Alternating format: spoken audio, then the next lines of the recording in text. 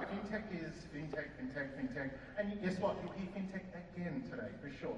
So, have they gone mad, or the banks are actually smarter than, the naysayers? Well, I spent about 10 years in banking, Merrill Lynch and UBS, and then 2 years in government, and now back in FinTech.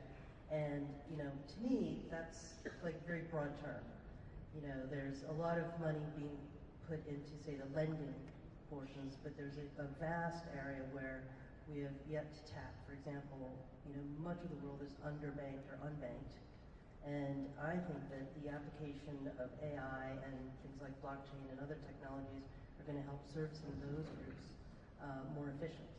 And so, it depends now. I think there's going to be subsectors of FinTech. We can't really broadly make a comment about FinTech. One of the interesting things that's happening in New York, for example, is around insurance tech. It's called Lemonade, which is sort of a homeowners renters insurance for as little as $5, right? And so there are things being reinvented all the time in FinTech.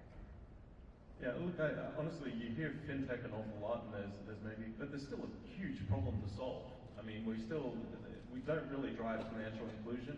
You actually see that's the reason for health tech and insurtech as well. You really don't have inclusion in markets today, which does represent a huge opportunity. And what you see out of artificial intelligence and blockchain is really an attack on the core transaction cost.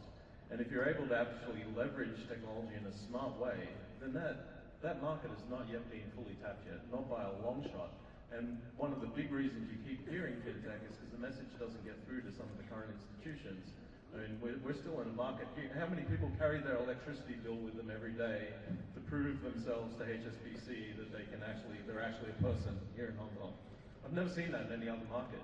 So there is, the reason you hear it so much is it's just taking a long time to actually permeate and transform an industry. But there's still a long, long, long way to go.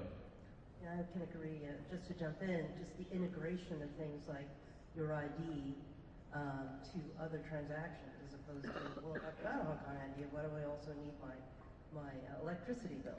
And so, in New York, when we started the New York City ID, we went in with the idea that we could use it, eventually build in that this could be a form of authentication. To Brett's point earlier, I mean, how many criminals can't use digital printing to recreate an electricity bill?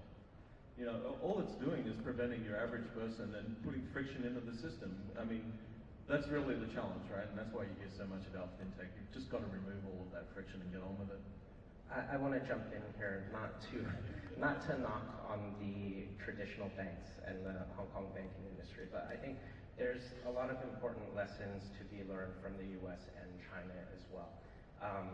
As you look at some of the new startups that are building full stack solutions, so they are leveraging technologies like blockchain and AI to redefine the consumer experience. So as an example, we're an investor in a company called Earnest, which is refinancing student loans. What they do, they've built the whole technology stack and everything from end to end, including servicing.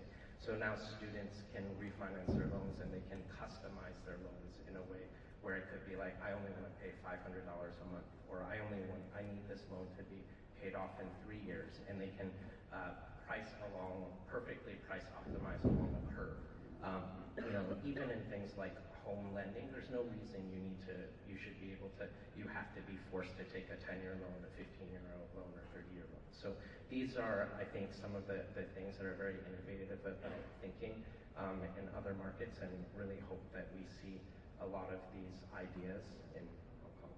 I'd like to pick up on that, because in 1908, Henry Ford said you can have it in any color as long as it's black. And that largely defined the financial industry as well. You do it my way or the highway. And what we're really seeing now is a real shift to customer productivity, and AI is just going to amplify that. So you saw Brett saying the 10x that happened with digital transformation, AI is going to do another 10x on that as well.